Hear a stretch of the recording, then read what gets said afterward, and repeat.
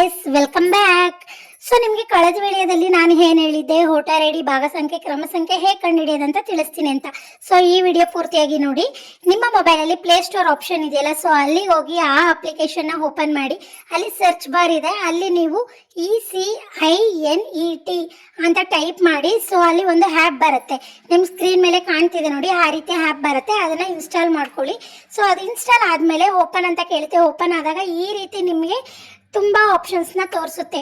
So ಈ ಆಪ್ಷನಲ್ಲಿ ನೀವು ಯಾವ ಆಪ್ಷನ್ ಕ್ಲಿಕ್ ಮಾಡಬೇಕು ಅಂತಂದರೆ, ಅಲ್ಲಿ ನಿಮ್ಮ ವೋಟರ್ ಐ ಡಿ ಸರ್ಚ್ ಅಂತ ಇರುತ್ತೆ, ಅಲ್ಲಿ ಕ್ಲಿಕ್ ಮಾಡಿದಾಗ ಈ ರೀತಿ ಬರುತ್ತೆ. ಸೊ ಇಲ್ಲಿ ಫಸ್ಟ್ ಒನ್ ಏನಿದೆ, ಅಲ್ಲಿ ನಿಮ್ಮ RG ನಂಬರ್ ಹಾಕಿ ಸರ್ಚ್ ಅಂತ ಕೊಟ್ಟರೆ ನಿಮ್ಮ voter I D full details ಬರುತ್ತೆ.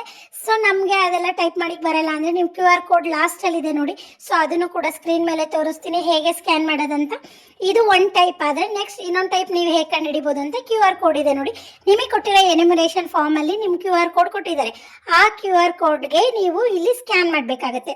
ಸೊ ಈ ರೀತಿ ಸ್ಕ್ಯಾನ್ ಮಾಡಿದ್ರೆ ನಿಮ್ಮ ವೋಟರ್ ಲಿಸ್ಟ್ ಏನಿದೆ ಎಲ್ಲ ಡೀಟೇಲ್ಸ್ ಕೂಡ ಬರುತ್ತೆ. ಈಸಿಯಾಗಿ ತಿಳ್ಕೊಂಡ್ರಾ? ಸೊ ಹೀಗೆ ಸಪೋರ್ಟ್ ಮಾಡ್ತೀರಿ ಅಂತ ಹೇಳ್ತಾ ಬಾಯ್ ಬಾಯ್.